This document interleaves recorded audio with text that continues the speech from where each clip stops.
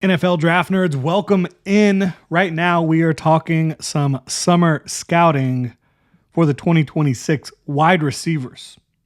Obviously, it's early. We don't know who will be in the draft, who will not be in the draft, but these guys are draft eligible. It is interesting, though, with this wide receiver group, there's two underclassmen who aren't eligible, who probably would be at the very top of the summer scouting list.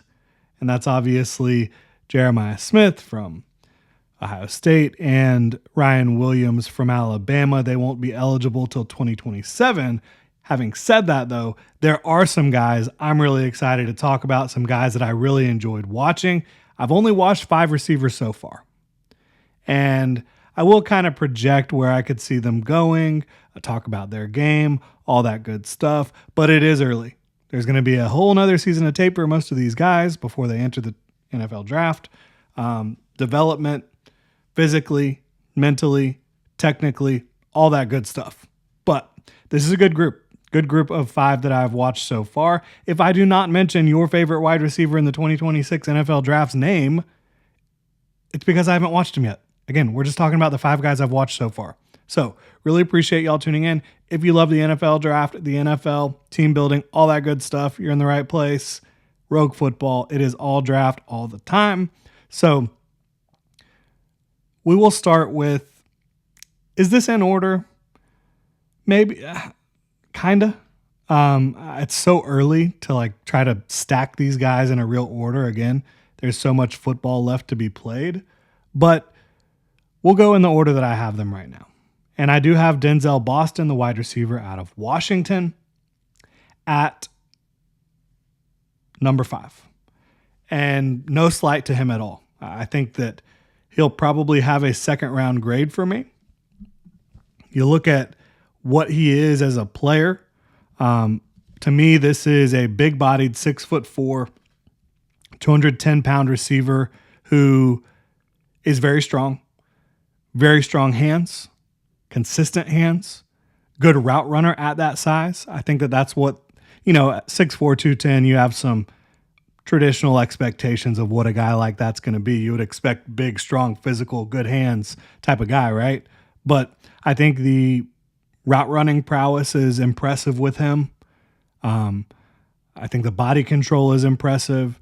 Catch point skills, both when it comes to the contested catches, the spectacular catches, and, the easy stuff. You don't see a lot of focus drops. So I think Denzel Boston has all those things in his bag. I don't see a dynamic athlete at the NFL level. So to me, he projects as a possession receiver in the NFL, probably a high-end number 2 or low-end number 1 at the NFL level.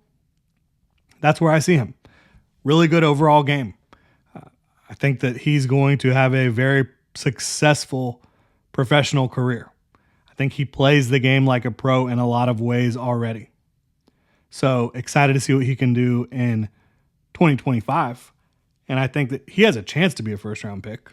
I question whether you really have high-end number 1 upside with the athletic profile. Maybe he shows out and improves the athleticism in a little bit more. I do think he's a good athlete at his size. I just don't know that I see true elite number 1 receiver. Maybe he can prove me wrong this year, but I like him a lot. At number 4 on my current list, I have Carnell Tate, the wide receiver out of Ohio State. Not as productive as Denzel Boston, but he's obviously had a lot of target competition over the years. To me, 6'3", 190 pounds, you see a nice catch radius, a lot of length on his frame. Not the biggest guy. And when I think 6'3", 190, just in my head, I'm expecting kind of a burner. I don't know if Carnell Tate is a true burner. I don't think he's running in the 4.3s, but I do think he has long strides. He's able to eat up grass. And at the top of his routes, there's no wasted movement. And that allows him to maximize the athletic gifts that he does have, which I think he is a good athlete. I think he's a good runner. Not a great one. But because he is long and he does have the ability to run routes efficiently, create separation, whether it's on out-breaking routes, in-breaking routes, posts, corners. You see consistent separation. And then again, you see pretty reliable hands. You see a guy who can go up and get the football in contested catch situations and just extend away from his frame with his length, with his catch radius to go get it. So Carnell Tate, to me, there's a lot to get excited about there. I currently would project him in the second round. But if he runs in the low 4.4s at all, and has more production this year than he did in 2024, because obviously there's less target competition. He's still not going to be their wide receiver one, but less target competition, potentially. I could definitely see him ascending.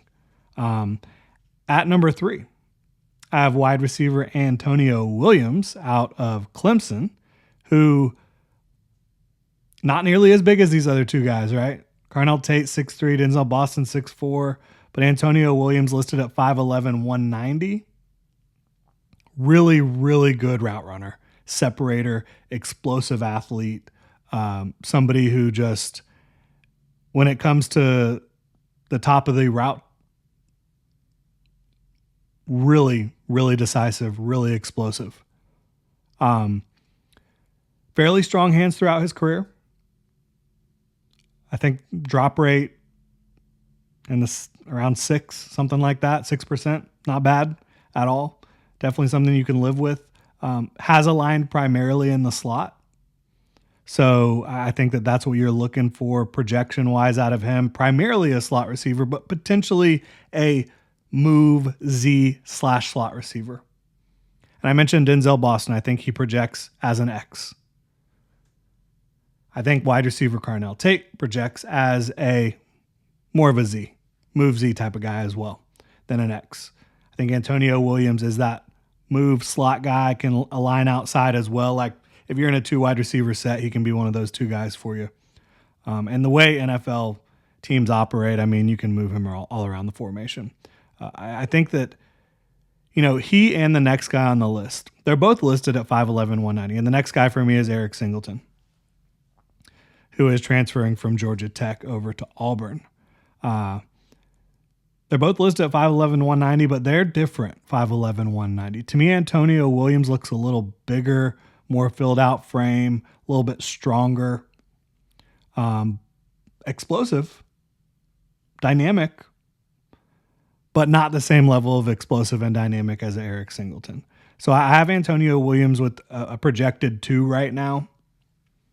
If he balls out this year and has the type of season I think he's capable of, he could definitely sneak into the first round.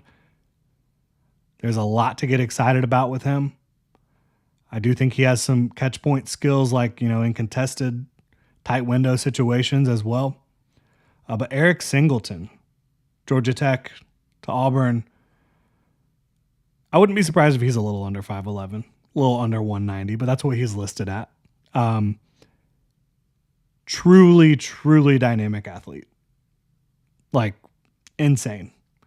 And you see him used in a lot of these situations, like jet sweeps, reverses, handing him the ball off in the backfield, screens.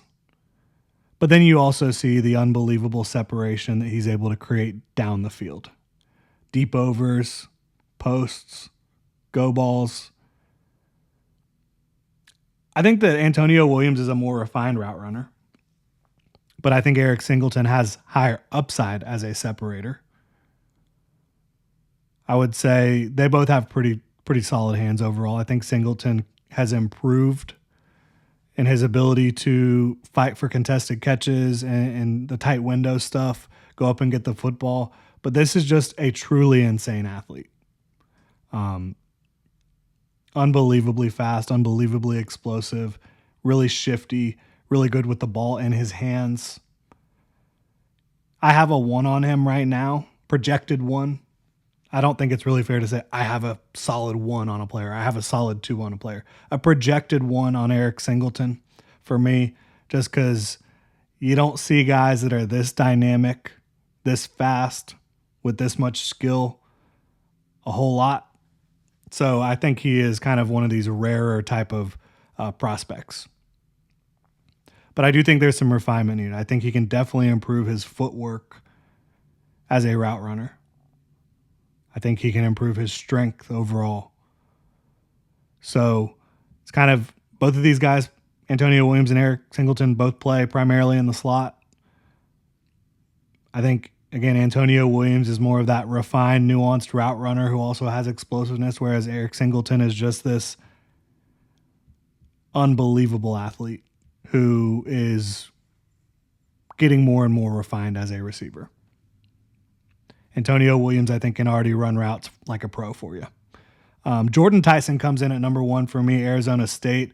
And I'll tell you what, we talked about Sam Levitt on the quarterback summer scouting video we did earlier this month. He and Jordyn Tyson are just a treat to watch play football together because Jordyn Tyson, he's the most, I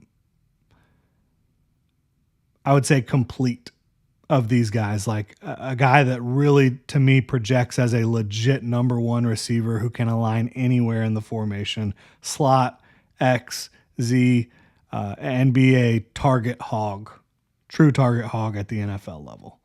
I think Denzel Boston can be a target hog too, but it's in a different way, right? Jordyn Tyson, I think, will be a number 1 receiver in the NFL. The one thing about his game that you really want to see cleaned up, he has an over 10% drop rate in his career. That's too high. You got to be more reliable. But it's not for a lack of ability at the catch point. Like, he's really good in contested catch situations, body control, strength, and he's about 6'1", 195. I think he can easily be a 200-pound receiver. Body control, strength, explosiveness. He can levitate in the air. One of those guys, right? Like, you see him go for the football, even if it's mistimed a little bit, he's probably still coming down with it. Dynamic, accelerator.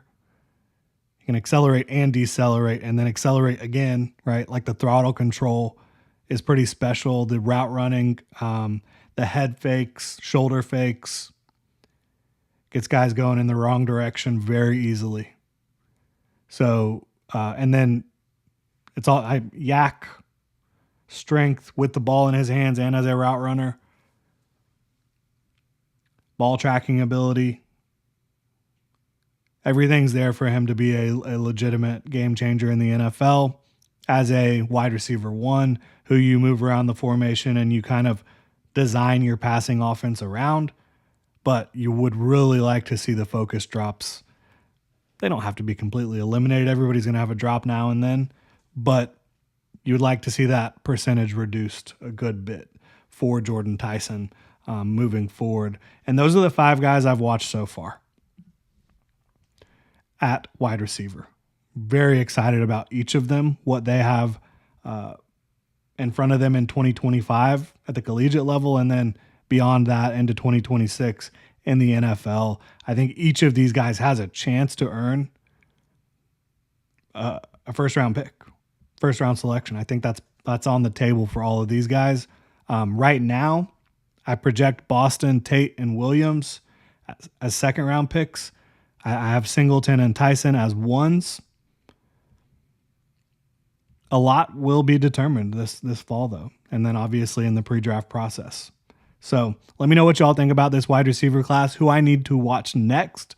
Drop your thoughts in the comment section below. If you enjoy the content here, please like and subscribe. Y'all have a good one.